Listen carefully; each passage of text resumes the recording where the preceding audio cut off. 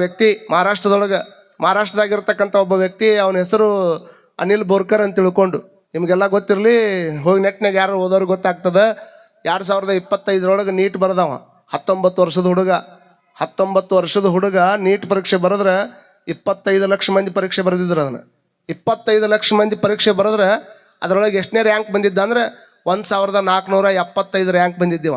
25 ಲಕ್ಷ ಮಂದಿ ಒಳಗೆ 25 ಲಕ್ಷ ಮಂದಿ ಒಳಗೆ ಪರೀಕ್ಷೆ ಬರೆದ್ರೆ 1475ನೇ ರ್ಯಾಂಕಿಂಗ್ ಅಂದ್ರೆ ಭಾಳ ದೊಡ್ಡದದು. 25 ಲಕ್ಷ ಮಂದಿ ಒಳಗೆ ಅಷ್ಟು ಬರೋದಂದ್ರೆ ಸಣ್ಣದನ್ನದು ನೋಡ್ರಿ. ಅವ್ನು ಸೂರತ್ನೊಳಗೆ ಮೆಡಿಕಲ್ ಕಾಲೇಜ್ ಸೀಟ್ ಸಿಕ್ಕಿತ್ತು. ಸೂರತ್ನೊಳಗೆ ಮೆಡಿಕಲ್ ಕಾಲೇಜ್ ಸೀಟ್ ಸಿಕ್ಕರೆ ಅವತ್ತು ಹೋಗೋದೈತಿ, ತಂದೆ ತಾಯಿಗಳಿಗೆ ಒಂದು ಪತ್ರ ಬರೆದಿಟ್ಟು ಸತ್ತ. ನಾವು ಅವತ್ತು ಹೋಗೋದೈತಿ ಮೆಡಿಕಲ್ ಕಾಲೇಜ್. ಏನು ಬರೆದಿದ್ದು ಗೊತ್ತಾದ್ರಾಗವ? ಅದನ್ನೆಲ್ಲ ನೀವು ತಿಳ್ಕೊಳ್ಬೇಕು. ಯಾರು ನೆಟ್ನಾಗ ಹೋಗಿ ವಿಚಾರ ಮಾಡಿರ್ಬೇಕಾದ್ರೆ ಗೊತ್ತಾಗ್ತದೆ. ಅವ ಏನು ಬರೆದಿದ್ದ ಅಂದ್ರೆ, ನಾನು ಮೆಡಿಕಲ್ ಲೈನ್ಯಾಗ ಹೋಗಿ 5 ವರ್ಷ MBBS ಮಾಡಿಕೊಂಡು ಆಮೇಲೆ ಒಂದು 3 ವರ್ಷ MD ಮಾಡಿ ಹಾಸ್ಪಿಟಲ್ ಕಟ್ಟಿ ಏನು ಗಳಿಸ್ಬೇಕಂತ ನಮ್ಮ ತಂದೆ ತಾಯಿಗಳು ನನ್ನ ತಿಳ್ಕೊಂಡಾರ. ಅದನ್ನು ನಾನು 2 ವರ್ಷದಾಗ ಗಳಿಸುವಂಥ ದೊಡ್ಡ ಶಕ್ತಿ ನನ್ನ ತಲೆಯಾಗ ಪರಮಾತ್ಮ ಕೊಟ್ಟಾನ. ನಾನು ಒತ್ತಾಯ ಮಾಡಿ ಮೆಡಿಕಲ್ಗೆ ಹಾಕಕತ್ತಾರ, ಅದು ನನಗೆ ಇಷ್ಟ ಇಲ್ಲ, ಹಿಂಗಾಗಿ ನಾ ಪ್ರಾಣ ಕಳ್ಕೊತೀನಿ ಅಂತ ತಿಳ್ಕೊಂಡು ಪ್ರಾಣ ಕಳ್ಕೊಳ್ಳುವಷ್ಟು ವೆಸ್ಟಿಂಗ್ ಮಾಡ್ತಾನಪ್ಪ ಅಂತಂದರೆ ವಿಚಾರ ಮಾಡ್ಕೊಡ್ರಿ. ಇದು ವಿದ್ಯೆ ಅಂತೀರೇನು? ಯಾವ ವಿದ್ಯೆಯನ್ನು ಹಾಕ್ಕೋಬೇಕು? ಸಾಯುವುದಕ್ಕೆ ಭಾಳಷ್ಟು ಕಷ್ಟಪಡ್ಬೇಕಾಗ್ತದೆ. ಸಾಯುವುದಕ್ಕೆ ಏನು ತುಸ ಧೈರ್ಯ ಬೇಕನ್ನು ಮನುಷ್ಯಾಗ?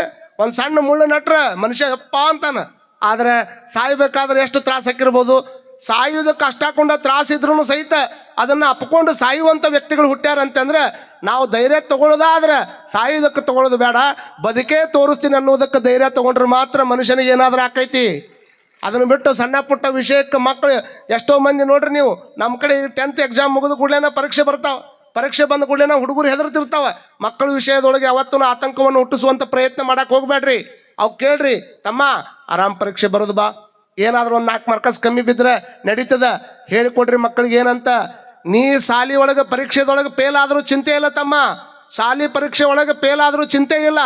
ಆದರೆ ಸಮಾಜದ ಜೀವನದ ಪರೀಕ್ಷೆ ಒಳಗೆ ಮಾತ್ರ ನೀ ಯಾವತ್ತು ಫೇಲ್ ಆಗಬೇಡ, ಆ ವಿದ್ಯೆ ನಾ ಹೇಳಿಕೊಡ್ತೀನಿ ಅಂತ ತಂದೆ ತಾಯಿಗಳು ಅವ್ರಿಗೆ ಆತ್ಮಸ್ಥೈರ್ಯ ತುಂಬಬೇಕು. ಅದನ್ನು ಬಿಟ್ಟು ನೋಡಲ್ಲ ಪಕ್ಕದ ಮನೆ ಅವನ್ನ ಅಷ್ಟಕುಂಡ ತೊಗೊಂಡಾನ, ಅವ ಅಷ್ಟಕುಂಡ ಮಾಡಾಕತ್ತಾನ, ಅವ 85 ಮಾಡ್ಯಾನ, ಇವತ್ತು 95 ಮಾಡ್ಯಾನ, ನೀ ಏನಾರು ಮಾಡಲಿಲ್ಲ ಅಂದ್ರೆ ನೋಡಿ ನಿನ್ನ ಅಂದ್ಕೊಡ್ಲೇನ ಮಕ್ಕಳಿಗೆ ಹೊಟ್ಟೆ ಬೇನೆ ಚಲೋ ಆಕೈತಿ, ಅವ್ರಿಗೇನಾಕೈತಿ ಚಲೋ ಆಕೈತಿ. ಒಳಗೆ ನಾನೇನೋ ಕಷ್ಟಪಟ್ಟು ಮಾಡಾಕತ್ತೀನಿ, ಅದರೊಳಗೆ ಏನಾದರೂ ಅಂಕಗಳು ಜಾಸ್ತಿ ಬರಲಿಲ್ಲ ಅಂದ್ರೆ ಮನ್ಯಾಗ ನನಗೆ ಏನಂತಾರೋ ಏನು ಬಿಡ್ತಾರೋ ಅಂತ ತಿಳ್ಕೊಂಡು ಎಷ್ಟೋ ಮಂದಿ ಗುಡಿಗೆ ತಂದೆ ತಾಯಿಗಳನ್ನು ಕಲಿಸಿ ಉರ್ಲು ಹಾಕ್ಕೊಂಡು ಸಾಯುವಂಥದ್ದನ್ನು ನಾವು ನಮ್ಮ ಕಣ್ಣು ಮುಂದೆ ನೋಡ್ತೀವಿ. ಹಾಗಾಗಿ ಸಂಸ್ಕಾರ ಹೇಗಿರಬೇಕು ಅಂತಂದರೆ ಸಂಸ್ಕಾರ ಹೇಗಿರಬೇಕು ಅಂತಂದರೆ ಇಷ್ಟೇ ವಿಚಾರ ಮಾಡ್ಕೊಳ್ಬೇಕು. ಆತ್ಮಸ್ಥೈರ್ಯವನ್ನು ತುಂಬಿಸೋದು ಹೆಂಗಿರ್ಬೇಕಂದ್ರೆ, ನಿಮ್ಮ ಏನು ಕುಂಡಲ್ ಇರ್ತಾವಲ್ಲ ಮನೆ ಮುಂದೆ ಒಂದು ಪಾಟ್ ಇಟ್ಕೊಂಡು ಕುಂಡಲ್ಲಾಗ ಒಂದು ಸಣ್ಣ ಗಿಡ ಇಟ್ಟಿರ್ತೀರಲ್ಲ, ಆ ಗಿಡ ಇದ್ದಂಗೆ ನಿಮ್ಮ ಮಕ್ಕಳನ್ನ ಬೆಳೆಸಕ್ಕೆ ಹೋಗ್ಬೇಡ್ರಿ. ಅವು ಪಾಟ್ನಾಗ ನೋಡ್ರಿ ನೀವು 8 ದಿವಸ ಇಟ್ರು ಅವು ಹೆಂಗೆ ಇರ್ತಾವೆ ಹಂಗೆ ಇರ್ತಾವೆ. 8 ದಿವಸರ ಗೊಬ್ಬರ ಹಾಕ್ರಿ, 8 ದಿವಸರ ನೀರು ಹಾಕ್ರಿ, ಅವು 8 ಇರ್ತಾವೆ ಅಟ್ಟ ಇರ್ತಾವೆ. ಅಡವ್ಯಾಗ ಹೋಗಿ ನೋಡ್ಕೊಂಬರ್ರಿ ನೀವು, ಅಡವ್ಯಾಗಿರುವಂಥ ಗಿಡಗಳು ಹೆಂಗಿರ್ತಾವೆ. ಅಡವ್ಯಾಗಿದ್ದ ಗಿಡಕ್ಕೆ ಯಾರು ಹೋಗಿ ನೀರು ಹಾಕ್ಯಾರ? ಯಾರು ಹಾಕ್ಯಾರಪ್ಪ? ನೀವು ಹೋಗಿ ಬೆಳೆಸಿ ಬಂದಿರ? ಇಲ್ಲ. ಹೆಮ್ಮರವಾಗಿ ಬೆಳ್ಕೊಂಡು ನಿಂತಿರ್ತಾವ, ಸ್ವಸಾಮರ್ಥ್ಯದಿಂದ ಬೆಳ್ಕೊಂಡು ನಿಂತಿರ್ತಾವ. ನಮ್ಮ ಮಕ್ಕಳಿಗೆ ಏನು ಕಲಿಸ್ಬೇಕಂದ್ರೆ ಆತ್ಮಸ್ಥೈರ್ಯ ಕಲಿಸ್ಬೇಕು. ಎಂಥ ಪರಿಸ್ಥಿತಿ ಬಂದ್ರೂ ಸಹಿತ ಸೋತರ ಕಥೆಗಳನ್ನು ಹೇಳ್ಕೊಡ್ಬೇಕ್ರಿ ಮಕ್ಕಳಿಗೆ. ಸೋತವ್ರ ಕಲಿತೆಗಳನ್ನು ಹೇಳಬೇಕು. ಒಬ್ಬ ಕಾಲು ಇರದೇ ಇರತಕ್ಕಂಥ ಅರುಣಿಮಾ ಸಿನ್ಹಾ ಅನ್ನುವಂಥ ಹೆಣ್ಮಗಳ ಮೌಂಟ್ ಎವರೆಸ್ಟ್ ಏರ್ತಾಳೆ ಅನ್ನೋದಾದರೆ ಕಾಲ ಇಲ್ಲ ಆಕೆಗೆ, ಕಾಲು ಕಟ್ಟಾಗೈತೆ. ಒಂದು ಕಾಲು ಕಟ್ಟಾದಂಥ ಹೆಣ್ಮಗಳ ಮೌಂಟ್ ಎವರೆಸ್ಟನ್ನೇ ಇರ್ತಾಳೆ. 2 ಕಾಲು ಸುದ್ದಿದ್ದವ್ರು ಜಲ್ದಿ ಕರೆಕ್ಟ್ ಟೈಮ್ ಪುರಾಣ ಬರ್ಬೇಕಾದ್ರೆ 10 ನಿಮಿಷ ಲೇಟಾಗಿ ಬರ್ತೀವಿ ನಾವು. ವಿಚಾರ ಮಾಡ್ಕೊಡ್ರಿ. ಕಾಲು ಕಟ್ಟಾಗಿ ಬಿದ್ದಿರ್ತಕ್ಕಂಥ ಅರುಣಿಮಾ ಸಿನ್ಹಾ ಮೌಂಟ್ ಎವರೆಸ್ಟ್ ಏರ್ತಾಳೆ ಅನ್ನೋದಾದ್ರೆ 2 ಕೈಯೇ ಇಲ್ಲ ಒಬ್ಬ ಹೆಣ್ಮಗಳಿಗೆ, ಕೈಯೇ ಇಲ್ಲ. ಕೈ ಇರದಾರಂಥ ಹೆಣ್ಮಕ್ಳು ಎಷ್ಟು ದೊಡ್ಡ ಸಾಧನೆ ಮಾಡ್ಯಾರಂತ ಮಾಡ್ರಿ ನೀವಿಲ್ಲೇ. ಆಕಿನ ಹೆಸರು ಗೊತ್ತಾ ನಿಮಗೆ? ನಿಮಗೆಲ್ಲ ಗೊತ್ತಿರಲಿ, ಜೆಸಿಕಾ ಕಾಕ್ಸ್ ಅಂತ ತಿಳ್ಕೊಂಡು ಒಬ್ಬ ಹೆಣ್ಮಗಳು ಅಮೇರಿಕದಾಗಿರುವಂಥ ಒಬ್ಬ ಹೆಣ್ಮಗಳು ಜೆಸಿಕಾ ಕಾಕ್ಸ್. ಆಕೆಗೆ 2 ಕೈಯೇ ಇಲ್ಲ. ಆದ್ರೆ ಆಕೆ ಏನು ಮಾಡ್ತಾಳೆ? 2 ಕೈ ಇರದೇ ಇರತಕ್ಕಂಥ ಜೆಸಿಕಾ ಕಾಕ್ಸ್ ಕರಾಟೆ ಒಳಗೆ ಬ್ಲ್ಯಾಕ್ ಬೆಲ್ಟ್ ತೊಗೊಂಡಾಳ. ಬ್ಲ್ಯಾಕ್ ಬೆಲ್ಟ್ ಅಷ್ಟೇ ಅಲ್ಲ, ಸ್ವಿಮ್ಮಿಂಗ್ನೊಳಗೆ ಫಸ್ಟ್ ಬಂದಾಳ. ಅಲ್ಲಿ ಸಂಸ್ಥೆಯೊಳಗೆ ನಡೆಯುವಂಥ ಸ್ವಿಮ್ಮಿಂಗ್ನೊಳಗೆ ಫಸ್ಟ್ ಬರ್ತಾಳೆ. ಅಷ್ಟೇ ಅಲ್ಲ, ನಾವೇನು ಗಾಡಿ ಓಡಿಸ್ತೀವಲ್ಲ, ಆಕೆಗೆ 2 ಕೈಯೇ ಇಲ್ಲ. ಆಕೆ ಗಾಡಿಯನ್ನು ಓಡಿಸೋದಕ್ಕೆ ಕಲ್ತಾಳ. ಗಾಡಿ ಓಡಿಸಿದ ಮೇಲೆ ಮತ್ತೆ ಡ್ರೈವಿಂಗ್ ಲೈಸೆನ್ಸ್ ಪಡ್ಕೊಂಡಾಳ. ಇಷ್ಟೆಲ್ಲ ಆದಮೇಲೆ ಆಕೆಗೆ ಅನ್ನಿಸ್ತು, ನಾನು ಗಾಡಿ ಕಲಿತೆ, ಸ್ವಿಮ್ಮಿಂಗ್ ಕಲಿತೆ, ಕರಾಟೆ ಕಲಿತೆ, ಈಗೇನು ನಾವು ಕಂಪ್ಯೂಟರ್ನಾಗ ಟೈಪ್ ಮಾಡ್ತೀವಲ್ಲ, 1 ನಿಮಿಷಕ್ಕೆ 85 ಶಬ್ದ ಟೈಪ್ ಮಾಡ್ತಾಳೆ ಆಕೆ ಕಾಲಿಲಿಂದ, ಅಷ್ಟು ಸ್ಪೀಡ್ ಅದಾಳ. ಇಷ್ಟೆಲ್ಲ ಇದ್ದಂಥ ಜೆಸಿಕಾ ಕಾಕ್ಸ್ ಒಂದು ಆಸೆ ಬಂತ ಆಕೆಗೆ. ಹಾರಾಡುವಂಥ ವಿಮಾನವನ್ನು ನೋಡ್ತಾಳೆ. ಹಾರಾಡುವಂಥ ವಿಮಾನವನ್ನು ನೋಡಿದ ಮೇಲೆ ನಾ ಯಾಕೆ ಪೈಲಟ್ ಆಗಬಾರ್ದಂತ ವಿಚಾರ ಬಂತು ನೋಡ್ರಿ. ನಿಮ್ಗೆ ಒಮ್ಮೆರು ಬಂದೈತೇನ? ಎಷ್ಟು ವಿಮಾನ ನೋಡಿರಲ್ಲ, ಒಮ್ಮೆರು ಯಾರಿಗೂ ಬಂದೈತೇನ? ಕಲಿಸಿರಿ ನಂಗೆ. ನಮ್ಮ ಮನೆಯಾಗ ದಿವಸ ಹೆಂಗೆ ನಡೀತಿರ್ತಾವೆ, ನಾವು ಅದ್ರ ಬಗ್ಗೆ ಚಿಂತೆ ಮಾಡಂಗಿಲ್ಲ. ಜಸಿಕಾ ಕಾಕ್ಸ್ ಅಂತಾಳ, ನಾ ಯಾಕೆ ವಿಮಾನ ಹಾರಾಡಿಸ್ಬಾರ್ದು ಅಂತ ಅಂದಾಗ ಹೋಗಿ ನೋಡಿ ಕೇಳ್ತಾಳ, ಅಲ್ಲಮ್ಮ ವಿಮಾನಕ್ಕೆ ಬೇಕಾಗಿರುವಂಥದ್ದು ಕೈಯೇ ನಿನಗಿಲ್ಲ, ನಿನಗೆ ಹೆಂಗೆ ಅವಕಾಶ ಕೊಡೋಕ್ಕಾಕೈತಿ, ಅದು ಪ್ರಾಣ ಹೊಕ್ಕೈತಿ, ಹಿಂಗಾಗಿ ಕೊಡಂಗಿಲ್ಲ ಅಂದ್ರೆ ಅವ್ರು ಕೊಡಂಗಿಲ್ಲ ಅಂತಂದ್ರೆ ಜಸಿಕಾ ಕಾಕ್ಸ್ ಅಂತಾಳ, ನೀವು ಕೊಡಲಿಲ್ಲ ಅಂದ್ರೆ ಪ್ರೈವೇಟ್ ಜೆಟ್ನೊಳಗೆ ಹೋಗಿ ನಾ ಕಲ್ಕೊಂಡು ಬಂದಾದರೂ ವಿಮಾನ ಓಡಿಸ್ತೀನಿ ಅಂತ ತಿಳ್ಕೊಂಡು ಭಾಳ ಹಟ್ಟಕ್ಕೆ ಬಿದ್ದು ಒಂದು ಪ್ರೈವೇಟ್ ಜೆಟ್ ಕಂಪ್ನಿ ಒಳಗೆ ಒಪ್ಪಂದ ಮಾಡಿಕೊಂಡು ಇಷ್ಟು ಫೂಟ್ ಮೇಲೆ ಹಾರುವಂಥ ವಿಮಾನವನ್ನು ಹಾರಿಸಾಡೋದಕ್ಕೆ ನಿನಗೆ ಅವಕಾಶ ಕೊಡ್ತೀವಿ ಅಂತ ತಿಳ್ಕೊಂಡು ಆಕೆ ಕೊಟ್ಟರೆ, ಈ ಜಗತ್ತಿನ ಮೊದಲ ಆರಂಬ್ಲೆಸ್ ಪೈಲಟ್ ಯಾರು ಅಂತ ಕೇಳಿದ್ರೆ ಆಕಿನ ಹೆಸರು ಜಸಿಕಾ ಕಾಕ್ಸ್ ಅನ್ನುವಂಥದ್ದನ್ನು ವಿಚಾರ ಮಾಡಿಕೊಡ್ರಿ. ಕೈ ಇಲ್ಲಾರ್ದಂಥ ಜಸಿಕಾ ಕಾಕ್ಸ್ ಅಷ್ಟಾಕುಂಡ ಸಾಧನೆ ಮಾಡ್ಯಾಳ ಅಂದ್ರೆ, ಕೆಲವು ಮಂದಿ ಕೈ ಇದ್ದಾರೆ ಒಂದು ಜೋರು ಚಪ್ಪಾಳಿನೂ ತಟ್ಟುವಳ್ರಿ ಅಂತಂದ್ರೆ ನಮ್ಮ ಮನಸ್ಥಿತಿ ಹೆಂಗಾಗ್ಯಾವ ನೋಡಿ. ಇಂಥವ್ರ ಕಥೆಗಳನ್ನು ಹೇಳ್ಕೊಡ್ಬೋದು, ಇಂಥವ್ರ ಕಥೆಗಳನ್ನು ಹೇಳ್ಕೊಡ್ಬೇಕಲ್ಲ ನಿಮ್ಮ ಮಕ್ಕಳಿಗೆ. ಎಷ್ಟು ದಿವಸ ಬರೀ ಇದನ್ನ ಹೇಳೋರು, ಬರೀ ನಮ್ದು ಹಂಗಿತ್ತು, ನಮ್ದು ಹಿಂಗಿತ್ತು, ನಮ್ದು ಅಂಥ ದರ್ಪಿತ್ತು, ನಮ್ಮ ಅಂತೇನಂದ್ರೆ ಹಿಂಗೆ, ನಾವಂದ್ರೆ ಹಿಂಗೆ ಹೋಗ್ಬೇಕು, ನಾವು ಬಂದ್ರೆ ಹಿಂಗೆ ಸರಿಬೇಕು ಮಂದಿ, ಇಂಥದ್ದು ಹೇಳೋಗವ್ರ ನಿಮ್ಮ ಮಂದಿಗೆ. ಇಂಥವು ಹೇಳಿದ್ರೆ ಏನು ಉಪಯೋಗ ಆಗೋದಿಲ್ಲ. ಕೈ ಇರಲಾರ್ದಂಥ ಜಸಿಕಾ ಕಾಕ್ಸ್ ಏನು ಮಾಡ್ತಾಳ, ಪೈಲಟ್ ಹಾಕ್ಕಾಳಂದ್ರೆ, ಕಾಲು ಕಟ್ಟಾಗಿ ಬಿದ್ದಿರತಕ್ಕಂಥ ಅರುಣಿಮಾ ಮೌಂಟ್ ಎವರೆಸ್ಟ್ ಇರ್ತಾಳಂದ್ರೆ, ಕಣ್ಣೇ ಇರಲಾರ್ದಂಥ ಡೇವಿಡ್ ಹಾರ್ಟ್ಮನ್ ಅನ್ನುವಂಥ ವ್ಯಕ್ತಿ, ಕಣ್ಣ ಇಲ್ಲ ಅವನಿಗೆ, ಅಮೆರಿಕದವನು, ಕಣ್ಣು ಇರದೇ ಇರತಕ್ಕಂಥ ಒಬ್ಬ ಡೇವಿಡ್ ಹಾರ್ಟ್ಮನ್ ಅನ್ನುವಂಥ ವ್ಯಕ್ತಿ ಏನು ಮಾಡ್ತಾನೆ, ಡಾಕ್ಟರ್ ಅಕ್ಕನ್ ಅನ್ನೋದಾದ್ರೆ ನಮ್ಮ ಪಂಡಿತ್ ಪುಟ್ಟರಾಜ ಗವಾಯಿಗಳ ಹೆಸರು ನೀವೆಲ್ಲ ಕೇಳಿರ್ಬೇಕಲ್ಲ. ಇಲ್ಲಿರ್ತಕ್ಕಂಥ ಗವಾಯಿಗಳು ಇಬ್ಬರು ಭಾಳ ಚಂದ ಹಾಡ್ತಾರಂದ್ರೆ, ಈತ ಭಾಳ ಚಂದ ತಬಲಾ ಬರೆಸ್ತಾನಂತಂದ್ರೆ, ಬಹುತೇಕ ನಿಮ್ಗೆ ಗೊತ್ತಿರಲಿ, ಕರ್ನಾಟಕದೊಳಗೆ ಗದಿನೊಳಗೆ ಪಂಚಾಕ್ಷರಿ ಗವಾಯಿಗಳವರ ಒಂದು ವೀರೇಶ್ವರ ಪುಣ್ಯಾಶ್ರಮ ಐತಿ. ಎಷ್ಟೋ ಮಂದಿ ಅನಾಥ ಮಕ್ಕಳ ಆಶ್ರಮದಿಂದ ಸಂಗೀತವನ್ನು ಕಲಿತು ಹೊರಗೆ ಬರ್ತಾರ ನೋಡಿ. ಅವ್ರಿಗೆ ಸ್ವತಃ ಕಣ್ಣಿಲ್ಲ, ಕಣ್ಣು ಇರದೇ ಇರತಕ್ಕಂತಹ ಪುಟ್ಟರಾಜ ಗವಾಯಿಗಳಿರ್ಬೋದು, ಕಣ್ಣು ಇರದೇ ಇರತಕ್ಕಂಥ ಪಂಚಾಕ್ಷರಿ ಗವಾಯಿಗಳಿರ್ಬೋದು. ಅವ್ರು ಈ ನಾಡಿನಾಗ ಎಷ್ಟು ಸೇವಾ ಮಾಡಿದ್ರಂತೆ ಅಂದರೆ, ಒಂದಿಷ್ಟು ಹುಡುಗರನ್ನು ಕರ್ಕೊಂಡು ಅವರು ಸಂಚಾರಿ ಸಂಗೀತ ಪಾಠಶಾಲೆ ಮಾಡ್ತಿದ್ರು. ಸಂಗೀತ ಪಾಠಶಾಲೆ ಮಾಡಬೇಕಾದ್ರೆ ಬರಗಾಲ ಬಿದ್ದು ಬಿಡ್ತದೆ. ಬರಗಾಲ ಬಿದ್ದಂಥ ಟೈಮ್ದೊಳಗೆ ಹಿರಿಯರು ಹೋಗಿ ಹೇಳಿದ್ರಂತೆ, ಈಗ ಬರಗಾಲ ಬಿದ್ದೈತ್ರಿಪ್ಪ, ಈ ಹುಡುಗರು ಅವ್ರವ್ರ ಮನೆಗೆ ಕಳಿಸಿಬಿಡುನು, ಯಾವಾಗ ಚಲೋ ಕಾಲು ಬರ್ತೈತಿ ಯಾವಾಗ ಹೊಳಿ ಕರ್ಕೊಂಬರೋನು, ಅದಕ್ಕೆ ಈ ಹುಡುಗರನ್ನ ಅವ್ರವ್ರ ಮನೆಗೆ ಕಳಿಸಿಬಿಡುನು ಅಂತಂದ್ರೆ ಏನಂದ್ರೆ ಗೊತ್ತಾ, ಅವರು ಇಲ್ಲಿ ಕುಂತವ್ರು ಸಮಾಜದ ಎಲ್ಲ ಹಿರಿಯರು ತಿಳ್ಕೊಬೇಕಿಂತವನ್ನ ಏನಂತಾರೆ ಅಂದರೆ, ಅವರು ನೋಡಪ್ಪ, ನಿನ್ನ ಮನೆಯಾಗ ನಿನ್ನ ಹೊಟ್ಯಾಗ ಹುಟ್ಟ್ಯಾವಲ್ಲ ಅವಕ್ಕೆ ಬರಗಾಲ ಐತೆ ಅಂತ ತಿಳ್ಕೊಂಡು ಯಾರು ಹೊರಗೆ ಹಾಕ್ತೀರಿ? ನಾ ಕೇಳಿದ್ದಲ್ಲ, ಅವ್ರು ಕೇಳ್ತಾರೆ ಅವ್ರ ಮಂದಿಗೆ. ನಿಮ್ಮ ಹೊಟ್ಯಾಗ ಹುಟ್ಟಿದ್ದಕ್ಕೆ ಎಷ್ಟೇ ಕಷ್ಟ ಆದ್ರೂ ಸಹಿತ ಇವ್ನು ನಾನಾ ಸಾಕ್ತೀನಿ ಅಂತ ತಿಳ್ಕೊಂಡು ನಿನಗೆ ಎಷ್ಟೇ ಕಷ್ಟ ಆದರೂ ಸಹಿತ ಆ ಮಕ್ಕಳನ್ನು ನೀ ಹೆಂಗೆ ಜೋಪಾನ ಮಾಡ್ತೀಯಲ್ಲ, ಅವು ನಿನ್ನ ನಂಬ್ಕೊಂಡು ಬಂದಾವಪ್ಪ.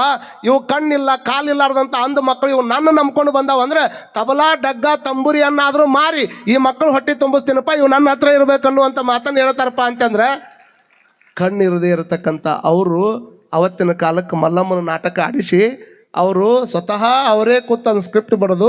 ಇವತ್ತಿಗೂ ಗಂಡ್ಮಕ್ಳು ಅಟ್ಟ ನಾಟಕ ಆಡ್ತಾರೆ, ಹೆಣ್ಮಕ್ಳು ನಾಚಬೇಕು, ಹಂಗೆ ಹೆಣ್ಮಕ್ಳು ಪಾತ್ರ ಮಾಡ್ತಾರೆ ಅವರು ನಮ್ಮ ಕಡೆ. ಅದನ್ನು ಭಾಳ ಮಂದಿ ಯಾರು ನೋಡಿರ್ಬೇಕು. ಆ ನಾಟಕ ಮಾಡಿ 20 ಎಕರೆ ಹೊಲ ಹಿಡ್ದಾರೆ ಅವತ್ತಿನ ಕಾಲಕ್ಕೆ. ಅದಕ್ಕೆ ಮಲ್ಲಮ್ಮನ ಹೊಲನ ಅಂತಾರೆ. ಕಾರಣ ಏನು? ಕಣ್ಣು ಇರದೇ ಇರತಕ್ಕಂಥವ್ರು ಇಂಥ ಸಾಧನೆ ಮಾಡ್ಯಾರ, ಕೈ ಇರ್ಲಾರ್ದಂಥವ್ರು ಇಂಥ ಸಾಧನೆ ಮಾಡ್ಯಾರ, ಇನ್ನು ಕಾಲು ಇರ್ಲಾರ್ದಂಥವ್ರು ಇಂಥ ಸಾಧನೆ ಮಾಡ್ಯಾರ. ಎಲ್ಲ ಸುದ್ದ ಅದಾವಲ್ಲ, ಎಲ್ಲ ಸುದ್ದ ಅದಾವ. ಮತ್ತು ನೋಡ್ಬೇಕು ನಳ್ಳೋದು, ನನ್ನ ಕೈಯಾಗ ಹಾತ್ ಮೇ ಪೈಸೆ ಆ ಜಾಯ ತೊಮ್ಮೈ ಕುಚ್ ಕರ್ಕೆ ದಿಕ್ಕಾತ ಹೋ ಅಂತ ಹೇಳ್ತಾರೆ ಒಂದಿಷ್ಟು ಮಂದಿ. ಬರ್ಬೇಕದು ನನ್ನ ಕೈಯಾಗ ಬರಲಿ ಅದು. हाथ में आ जाए तो बाद में कुछ करके दिखाता हूँ. पैसा कहते हैं पहले कुछ करके दिखाओ ना. ಫಸ್ಟ್ ಹೇಳ್ತೈತೆ ಅದು ಏನಂತ, ಮೊದ್ಲೇನಾರು ಮಾಡಕ್ಕೆ ಪ್ರಯತ್ನ ಮಾಡಿ ಆಮೇಲೆ ನಿನ್ನ ಕೈಯಾಗ ಬರ್ತೀನಿ ಅಂತದ. ಬರೇ ಹೇಳೋದಪ್ಪ ಹಂಗೆ. ಇಂಥವು ಹೇಳೋದ್ರಿಂದ ನಾವು ಯಾರು ಕೂಡ ದೊಡ್ಡವರಾಗಲಿಕ್ಕೆ ಸಾಧ್ಯ ಇಲ್ಲ. ಸೋತವ್ರ ಕಥೆಗಳನ್ನು ಹೇಳ್ರಿ. ಸೋತವ್ರ ಕಥೆಗಳನ್ನು ಹೇಳೋದ್ರ ಮುಖಾಂತರವಾಗಿ ಅವ ಸೋತ್ ಹೆಂಗೆ, ಬಿದ್ದ ಹೆಂಗೆ, ಎದ್ದು ಹೆಂಗೆ, ಇದನ್ನು ನಿಮ್ಮ ಮಕ್ಕಳಿಗೆ ಹೇಳಿಕೊಟ್ರೆ ಅಂದರೆ ಯಾವ ಕಾಲಕ್ಕೆ ಅಂಥ ಟೈಮ್ದೊಳಗೆ ಬಿದ್ರೂ ಸಹಿತ ಬೀಳುವಂಥ ಕಥೆಗಳನ್ನು ಹೇಳೋ ಮುಂದೆ ಇವತ್ತು ಕೊನೆ ಮಾತನ್ನು ಕೇಳ್ಕೊಳ್ರಿ. ನಿಮ್ಮ ಮಕ್ಕಳಿಗೆ ಏನು ಹೇಳ್ಕೊಡ್ಬೇಕು ಅಂತಂದ್ರೆ, ದಾರಿಯೊಳಗೆ ನಡೆಯುವಂಥ ಟೈಮ್ದೊಳಗೆ ಎಡಿವು ಬಿದ್ದರೆ 4 ಮಂದಿ ನೋಡೋಕ್ಕಿಂತ ಮುಂಚೆಗೆ ಎದ್ದು ನಿಂತು ಬಿಡ್ಬೇಕಂತ. ದಾರಿ ಒಳಗೆ ನಡಿಬೇಕಾದ್ರೆ ಎಡಿವು ತೆಳಗೆ ಬಿದ್ದಿದ್ರಂದ್ರೆ 4 ಮಂದಿ ನೋಡೋಕ್ಕಿಂತ ಮುಂಚೆಕನ ಎದ್ದು ಬಿಡ್ಬೇಕಂತ. ಜೀವನ ಮಾಡುವಂಥ ಟೈಮ್ದೊಳಗೆ ತೆಳಗೆ ಬಿದ್ದೀವಿ ಅಂದರೆ ಅವಾಗ ಅಟ್ಟ ಹೇಳಂಗಿಲ್ಲ. ಸುಮಾರು ಜಗತ್ತಿನ ಎಲ್ಲ ಜನಗಳನ್ನ ನೀನು ನೋಡಕ್ಕೆ ನಿಂತಿರ್ಬೇಕು, ಹಂಗೆ ಎದ್ದು ಹೇಳ್ಬೇಕು ಅನ್ನುವಂಥದ್ದನ್ನು ನಿಮ್ಮ ಮಕ್ಕಳಿಗೆ ಹೇಳಿಕೊಡುವಂಥ ಪ್ರಯತ್ನ ಮಾಡಬೇಕು. ಸಣ್ಣ ಪುಟ್ಟ ವಿಷಯಕ್ಕೆ ಏನಾದರೂ ಮಾಡಿಕೊಂಡು ಮನಸ್ತಾಪ ಮಾಡಿಕೊಂಡು ಜೀವನ ಹಾಳು ಮಾಡಿಕೊಳ್ಳುವಂಥ ಪ್ರಯತ್ನವನ್ನು ಯಾರೂ ಕೂಡ ಮಾಡ್ಕೋಬಾರ್ದು ಅನ್ನುವಂಥದ್ದನ್ನು, ಆತ್ಮಬಲವನ್ನು ಹಾಕುವಂಥದ್ದು ಶಿಕ್ಷಣನೇ ಹೊರತಾಗಿ ಕೇವಲ ಬರೀ ಮಾರ್ಕಸ್ ಬಗ್ಗೆ ಯಾರು ಕೂಡ ಚಿಂತನೆ ಮಾಡಕ್ಕೆ ಹೋಗ್ಬೇಡ್ರಿ ಅನ್ನುವಂಥದ್ದನ್ನು ಈ ಸಂದರ್ಭದೊಳಗೆ. ಇವ್ರು ನಮ್ಮವರಲ್ಲ, ಯಾರು ಕೊಟ್ಟರು ಸಂಸ್ಕಾರನ? ಇವ್ರು ನಮ್ಮವರು ಅವ್ರು ನಮ್ಮವರಲ್ಲ ಅಂತ ಕೊಡೋರು ನೀವ. ಇವ್ರು ನಮ್ಮ ಜಾತಿಯವರು, ಅವ್ರು ಆ ಜಾತಿಯವರು ಅಂತ ಕೊಡೋರು ನೀವ, ಇವ್ರು ನಮಗೆ ಆಗೋರು, ಇವ್ರು ನಮಗೆ ಆಗ್ಲಾರ್ದವ್ರು ಅಂತ ಹೇಳೋರು ನೀವ. ಇಷ್ಟ ಬಿಡ್ರಿ ನೀವು. ಸುಳ್ಳು ಹೇಳಕ್ಕೆ ಕಲಿಸ್ದವ್ರು ಯಾರಂತ ಮಾಡ್ರಿ ನೀವು. ಬಸ್ನ್ಯಾಗ ಕರ್ಕೊಂಡು ಹೋಗ್ಬೇಕಾದ್ರೆ ಈಗ ಇನ್ನೂ ಒಂದಿಷ್ಟು ಟಿಕೆಟ್ ಅಂತಿಂತ ಫ್ರೀ ಆಗಿರ್ಬೇಕು ಸಣ್ಣ ಹುಡುಗರಿಗೆ. ಅವಾಗ ಅರ್ಧ ಟಿಕೆಟ್ ತೊಗೋತಿದ್ರು. ಅರ್ಧ ಟಿಕೆಟ್ ತೊಗೋಬೇಕಾದ್ರೆ ಅವ್ನು 18, 13, 14 ವಯಸ್ಸಾದ್ರೂ ಸಹಿತ ಏನ್ರಿ ಮಣ್ಣು ಹುಟ್ಟೈತಿದ್ದು ಒಂದು ಬರೀ ಜಸ್ಟ್ 10 ರೂಪಾಯಿ ಟಿಕೆಟ್ ತೊಗೊಳೋದಕ್ಕೆ ಮಣ್ಣು ಹುಟ್ಟೈತಿ ಅಂತ ಹೇಳೋದು ಅವ್ನು ಕಂಡಕ್ಟರ್ಗೆ. ಅವ್ಗೆ ಕಣ್ಣಿಲ್ಲ ನೋಡಕ್ಕೆ. ಅವ ಅಂತಾನ ಓಹೋ ಸುಳ್ಳು ಹೇಳೋದನ್ನು ಕಲ್ಕೊಂಡ್ರೆ ನಮ್ಮ ಮನ್ಯಾಗ ಖುಷಿ ಆಕ್ಕಾರ ಅಂತ ತಿಳ್ಕೊಂಡು ನೀವು ಕೊಟ್ಟ ಸಂಸ್ಕಾರವನ್ನು ಮಗು ಅದನ್ನು ಚಲೋ ಮಾಡ್ತದೆ, ಮುಂದೆ ಸುಳ್ಳು ಹೇಳಕ್ಕೆ ಚಲೋ ಮಾಡ್ತದೆ. ಕಾರಣ ಏನು? ಇದನ್ನು ಹೇಳಬೇಕಾಗಿರುವಂಥದ್ದು ಪ್ರತಿಯೊಬ್ಬ ವ್ಯಕ್ತಿಯ ದೇಹದೊಳಗೆ ಅದ್ಭುತವಾಗಿರ್ತಕ್ಕಂಥ ಜ್ಞಾನವನ್ನು ಪರಮಾತ್ಮ ಇಟ್ಟಾನ. ಆ ಜ್ಞಾನ ಹೊರಗೆ ತೆಗಿಯಕ್ಕೆ ಒಬ್ಬ ಯೋಗವಾಗಿರ್ತಕ್ಕಂಥ ಗುರುದೇವ್ ಬೇಕಲ್ಲ. ಒಬ್ಬ ಯೋಗ್ಯವಾದಂಥ ಗುರು ಬರಲಿಲ್ಲ ಅಂತಂದ್ರೆ ಬರೀ ನಾ ಶಾಣೆ ದಿನ ಅಂತ ಹೇಳ್ಕೊಂತ ಅಡ್ಡಾಡೋದಲ್ಲ. ನಿನ್ನೊಳಗಿರುವಂಥ ಜ್ಞಾನವನ್ನು ತೆಗಿಯಕ್ಕೆ ಒಬ್ಬ ಯೋಗ್ಯ ಗುರುದೇವ ಬೇಕಾಗ್ತದ. ಆ ಗುರುದಿದ್ದ ಅಂತಂದ್ರೆ ನಿನ್ನೊಳಗೆ ಒಂದು ಅದ್ಭುತವಾಗಿರ್ತಕ್ಕಂಥ ಶಕ್ತಿ ಅದ. ಅದನ್ನು ತೆಗಿಯಕ್ಕೆ ಹೊರಗೆ ಒಬ್ಬ ಗುರುವಿನ ಅವಶ್ಯಕತೆ ಭಾಳ ಐತೆ ಅನ್ನುವಂಥದ್ದನ್ನು ತಿಳ್ಕೊಳ್ಬೇಕಾಗ್ತದೆ. ಒಬ್ಬ ಏನೋ ವಯಸ್ಸಾಗಿರುವಂಥ ಮುದುಕಿ, ಒಬ್ಬನೇ ಒಬ್ಬ ಮಗ, ಏನೂ ತಿಳುವಳಿಕೆ ಇಲ್ಲ ಮಗನಿಗೆ. ಏನೂ ತಿಳುವಳಿಕೆ ಇರದೇ ಇರತಕ್ಕಂಥ ಮಗನ ಕೈಯಾಗ ಮತ್ತು ನಾವು ಹೋದ ಮೇಲೆ ಮಗ ಹೆಂಗೆ ಜೀವನ ಮಾಡ್ಬೇಕಂತ ತಿಳ್ಕೊಂಡು ಆ ಹೆಣ್ಮಗಳು ಏನು ಮಾಡಿದ್ಲು ಗೊತ್ತಾ? ಕೊನೆಯ ಅಂತಿಮ ಆವಾಸದೊಳಗೆ ಸಾಯುವಂಥ ಟೈಮ್ದೊಳಗೆ ಮಗನ ಕರೆದು, ಮಗ ಬಾಯಲ್ಲಿ ಏನಮ್ಮ ಅಂದವ. ನಂದಂತರೂ ಮುಗೀತಪ್ಪ, ಇಷ್ಟು ದಿವಸ ನಾನು ಭಿಕ್ಷೆ ಬೇಡಿ ಆದರೂ ನಿನ್ನ ಸಾಕ್ತಿದ್ದೆ, ಇನ್ನು ಯಾರು ನಿನ್ನ ನೋಡ್ಕೊಳ್ಳೋರು? ನಿನಗರ ಪೂರ್ಣ ಜ್ಞಾನ ಇಲ್ಲ. ಹಾಗಾಗಿ ಇಲ್ಲಿವರೆಗೂ ನಾನು ಒಂದು ತಾಟನ್ನು ಭಾಳ ಚಂದ ಜೀವನ ಮಾಡೋದೊಳಗೆ ಬಚ್ಚಿಟ್ಕೊಂಡು ಬಂದಿನಪ್ಪ. ಈ ತಾಟನ್ನು ನಿನ್ನ ಕೊಟ್ಟು ಹೋಗ್ತೀನಿ. ಆ ತಾಟನ್ನು ಬಳಸ್ಬೇಕಾದ್ರೆ ಒಂದಿಷ್ಟು ವಿಚಾರ ಮಾಡಿ ಬಳಸು ಅಂತ ತಿಳ್ಕೊಂಡು ಒಂದು ತಟ್ಟೆಯನ್ನು ಅವನ ಕೈಯಾಗ ಕೊಟ್ಟು ಪ್ರಾಣ ಬಿಟ್ಟು ಹೋಗ್ಬಿಟ್ಲು. ಒಂದು ತಾಟನ್ನು ಅವನ ಕೈಯಾಗ ತಟ್ಟೆಯನ್ನು ಕೊಟ್ಟು ಆಕಿ ವಿಚಾರ ಮಾಡಿ ಬಳಸು ಅಂತ ತಿಳ್ಕೊಂಡು ಹೇಳಿದ ಕೂಡಲೇ ಇವ ಅಂದ, ಮಣ್ಣಿನ ತಾಟ ಕೈಯಾಗ ಕೊಟ್ಟಾಳ, ವಿಚಾರ ಮಾಡಿ ಬಳಸು ಅಂತ ಹೇಳಕತ್ತಾಳ. ತಾಟ ಹಿಡ್ಕೊಂಡು ಇನ್ನೇನು ವಿಚಾರ ಮಾಡೋಕ್ಕಾಗ್ತದ ನನಗೆ? ಈ ವಿಚಾರ ಮಾಡುವಂಥದ್ದು ಏನದ ಅದ್ರಾಗ? ಮಣ್ಣಿನ ತಾಟ ಕೊಟ್ಟಾಳ, ಇದನ್ನು ವಿಚಾರ ಮಾಡಿ ಬಳಸು ಅಂತ ಹೇಳ್ಯಾಳ, ಇದರಿಂದ ಏನೂ ಆಗೋದಿಲ್ಲ ಅಂತ ತಿಳ್ಕೊಂಡು ಆತ ಏನು ಮಾಡಿದ, ಅದನ್ನು ಹಿಡ್ಕೊಂಡು 12 ವರ್ಷ ಭಿಕ್ಷೆ ಬೇಡಿದ. ಎಲ್ಲರ ಮನೆ ಮುಂದೆ ಹೋಗೋದು, ಭಿಕ್ಷೆ ಹೇಳಿಸ್ಕೊಳ್ದು, ಹಾಕ್ದವ್ ಹಾಕ್ತು, ಇಲ್ಲ ಅಂದ್ರೆ ಇಲ್ಲ, ಹಾಕಿದ್ದಷ್ಟು ತೊಗೊಂಡು ಜೀವನ ಮಾಡ್ಕೊಂಡು ನಡೆದಿದ್ದ.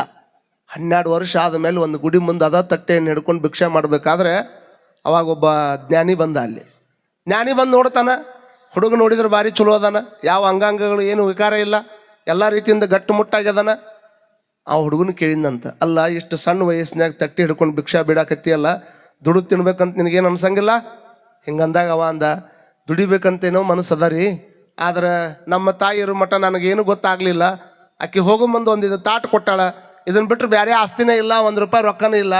ಏನಾದರೂ ಮಾಡಬೇಕು ಅಂತಂದ್ರೆ ರೊಕ್ಕ ಬೇಕಲ್ಲ, ನನ್ನ ಹತ್ರದೇ ಇಲ್ಲ. ಹಾಗಾಗಿ ನಾ ಈ ಕೆಲಸ ಆಯ್ಕೆ ಮಾಡ್ಕೊಂಡಿನಿ, ಇದೊಂದು ತಾಟ್ ಬಿಟ್ರೆ ನನ್ನ ಹತ್ರ ಏನಿಲ್ಲ ಅಂತ ಅಂದಾಗ, ಹಾಗಾದ್ರೆ ಆ ತಾಟ್ ನನ್ನ ಕೈಯಾಗ ಕುಡಿಯಿಲ್ಲ ಅಂದವ.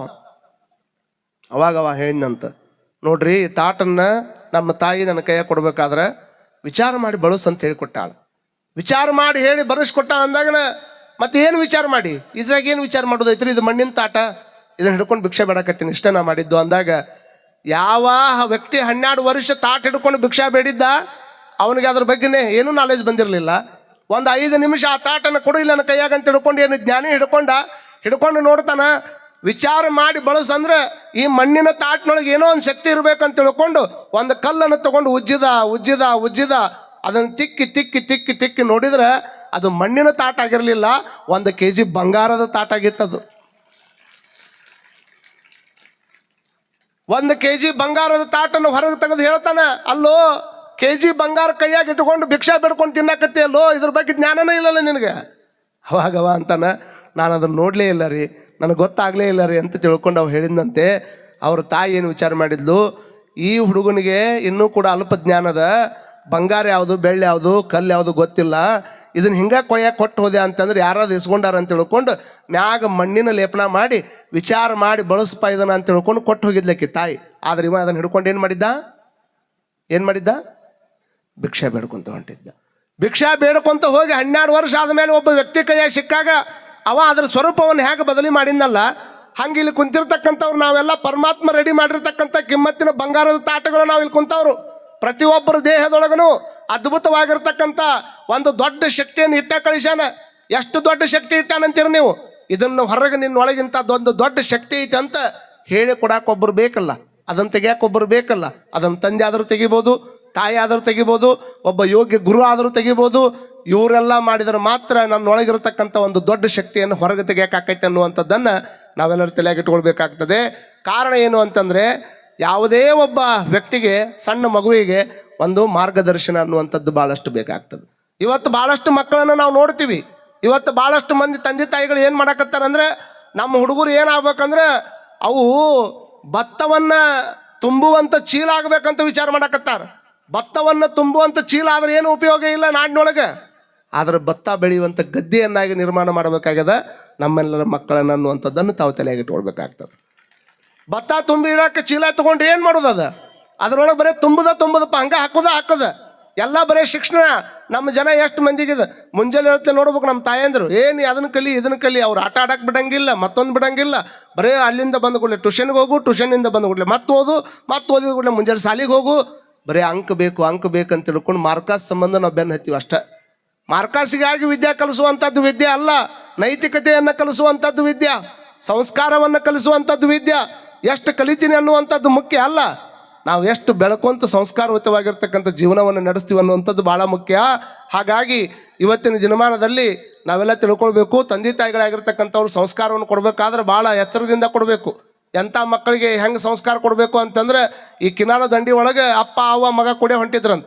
ಕಿನಾಲ ದಂಡಿ ಮೇಲೆ ಹೊಂಟಾರ, ಸಿಕ್ಕಾಪಟ್ಟಿ ನೀರು ಬಿಟ್ಟಾರ ಕಿನಾಲ್ನ್ಯಾಗ ಹಿಂಗೆ ನೀರು ಬಿಡುವಂಥ ಟೈಮ್ದೊಳಗೆ ಇನ್ನೇನು ಹೋಗ್ಬೇಕು ಅನ್ನೋದ್ರಾಗ ಈ ಹುಡುಗರು ಏನು ಮಾಡ್ತಾವ, ಒಂದು ಕೈಯಾಗ ಚಾಕ್ಲೇಟ್ ಹಿಡ್ಕೊಂಡು ಹೊಂಟಿತ್ತು, ಇನ್ನೊಂದು ಕೈಯಾಗ ಹಣ್ಣು ಹಿಡ್ಕೊಂಡು ಹೊಂಟಿತ್ತಿದ್ದು. ಆ ಕಡೆ ಒಮ್ಮೆ ಈ ಕಡೆ ಒಮ್ಮೆ ಮಾಡೋದ್ರಾಗನ ಇವನ ಕೈಯಾಗಿನ ಬಾಳೆಹಣ್ಣು ಹೋಗಿ ನೀರಾಗಿ ಬಿತ್ತು. ಎಲ್ಲೇ ಕಿನಾಲದೊಳಗೆ ನೀರಾಗಿ ಬಿದ್ದ ಕೂಡಲೇ ಹುಡುಗ ಓಡಿ ಹೋಗಿ ಹಣ್ಣು ತೊಗೊಳಕಂತ ಹೊಂಟಾಗ ಅವರ ಒಂದು ಸಣ್ಣ ಸಂಸ್ಕಾರ ಕೊಟ್ಲೋಟ್, ಏತಮ್ಮ ಅಲ್ಯಾಕೆ ಹೊಂಟಿ ಅಂದ್ಲಿಕ್ಕೆ, ಮಮ್ಮಿ ಅದರೊಳಗೆ ನನ್ನ ಹಣ್ಣು ಬಿದ್ದೈತಿ ತೊಗೊಂಬರ್ತೀನಿ ಅಂತ. ಅವಾಗ ಅವ್ರ ತಾಯಿ ಹೇಳಿಬಿಡ್ಬೇಕಾಗಿತ್ತು. ಆದ್ರಕ್ಕೆ ಏನು ಹೇಳಿದ್ಲು, ಅದಕ್ಕೆ ಅಕ್ಕಟ್ಟು ಚಿಂತೆ ಮಾಡ್ತಿದ್ದಿ, ಹರಿ ನೀರಾಗ ನೀ ಇಳಿದು ನೀ ಏನು ಮಾಡವದಿ, ಇದ ನೀರ ನಾಳೆ ನಮ್ಮ ಮನೆ ನಳ್ಳಿ ಒಳಗೆ ಬರ್ತೈತಿ, ಇದ ನೀರ ನಾಳೆ ನಮ್ಮ ಮನೆಯೊಳಗೆ ನಲ್ಲಿ ಒಳಗೆ ಬರ್ತೈತಿ, ಇದ ನೀರ ಬಿಡ್ತಾರೆ ನಮ್ಮ ಮನೆಗೆ, ಆ ನೀರು ಬರ್ತೈತಿಲ್ಲ ಅದ್ರಾಗ ನೀನು ಬಾಳೆಹಣ್ಣು ಬರ್ತೈತಿ, ತಲೆ ಕೆಡಿಸ್ಕೊಬೇಡ ಅಂದ್ಲಾಕಿ. ಎಷ್ಟು ಹೇಳಿದ್ಲು, ಅದು ಹುಡುಗ ಅಟ್ಟ ತಲೆ ಹಿಡ್ಕೊಂಡು ಕೂತಿತ್ತದು.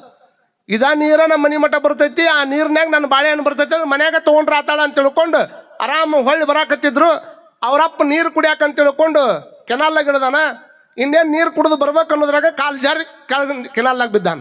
ಇವಾಗ ಕೆನಾಲ್ನಾಗ ಬಿದ್ದ ಕೂಡಲೇನ ಬಾಳೆಹಣ್ಣು ಬಿದ್ದಾಗ ಹುಡುಗ ಓಡಿ ಹೊಂಟಿತ್ತು, ಅವರಪ್ಪ ಕಿನಾಲ್ನಾಗ ಬಿದ್ದಾಗ ಅವ್ರ ಓಡಿ ಹೊಂಟಿದ್ಲು. ಅವ ಎದಕ್ಕೆ ಹೊಂಟಿ ನೀನು ಅಂದವ, ಎದಕ್ಕೆ ಹೊಂಟಿ ಅಂದ್ರೆ ನಿಮ್ಮ ಅಪ್ಪ ಬಿದ್ದಾನ ಅದ್ರೊಳಗೆ ಅಂತ. ಅಯ್ಯೋ ಶಿವ ಅದಕ್ಕೆ ಕಟ್ಟು ಓಡಿ ಹೊಂಟಿದಿ, ನಾಳೆ ಬರ್ಬೇಕಾದ್ರೆ ಇದ ನೀರ ಬರ್ತೈತಿಲ್ಲ, ತಿಳಿದೈತೆ ಹೌದಿಲ್ಲ ನಿಮಗೆ. ಅವ ಹುಡುಗ ಹೇಳಿದ, ನಾಳೆ ಬರ್ಬೇಕಾದ್ರೆ ಹಂಗ ಬರಂಗಿಲ್ಲ ಅಪ್ಪ, ನಾನು ಬಾಳೆಹಣ್ಣು ಹಿಡ್ಕೊಂಡ ನೀರಾಗಿ ಬರ್ತಾನಪ್ಪ, ಮನೆಗೆ ಹೋಗೋಣ ಅಂದವ. ಅಂದ್ರೆ ನಾವು ಯಾವುದನ್ನು ಕೊಡಬೇಕಾಗೈತಲ್ಲ ಅದನ್ನು ಕೊಡುವಂಥದ್ದನ್ನು ಸರಿಯಾಗಿ ತಿಳ್ಕೊಳ್ಬೇಕಾಗ್ತದೆ. ಆದರೆ ನಮ್ಮ ಮಕ್ಕಳನ್ನು ಬೆಳೆಸಬೇಕಾದ್ರೆ ಒಂದಿಷ್ಟು ಸಹನದಿಂದ ಬೆಳೆಸುವಂಥ ಪ್ರಯತ್ನ ಮಾಡಿರ್ತಾರೆ. ಅಂದರೆ ಇಷ್ಟೇ ಎಲ್ಲರಿಗೆ ಹೇಳುವಂಥದ್ದು, ನಮ್ಮ ಮಕ್ಕಳಿಗೆ ಆತ್ಮಸ್ಥೈರ್ಯವನ್ನು ತುಂಬುವಂಥ ಕೆಲಸ ಮಾಡಿರಿ. ಆತ್ಮಸ್ಥೈರ್ಯ ಭಾಳ ಬೇಕು. ವಿದ್ಯೆ ಅಂದ್ರೆ ಏನು, ಆತ್ಮಬಲವನ್ನು ಹೆಚ್ಚು ಮಾಡುವಂಥದ್ದು. ನಮ್ಮ ನಾಡಿನೊಳಗೆ ಇಲ್ಲೇ